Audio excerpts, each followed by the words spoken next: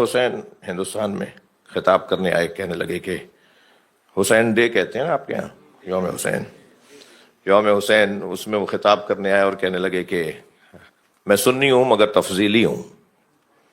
और तफजीली सुन्नी उसे कहते हैं जो बादज नबी अली की फजीलत का कायल हो।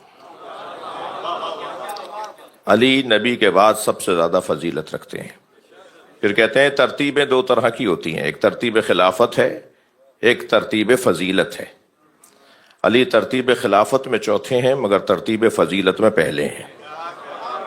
तो मजमे में से एक साहब खड़े हो गए, कहने लगे कि ख्वाजा साहब जो तरतीब फजीलत में पहला हो उसी को तरतीब खिलाफत में भी पहला होना चाहिए। तो उलझ के कहने लगे 1,23,999 पैगंबरों के बाद आने वाला पहला समझ में आता है? सलावत पढ़ने जरा मोहम्मद वाले में।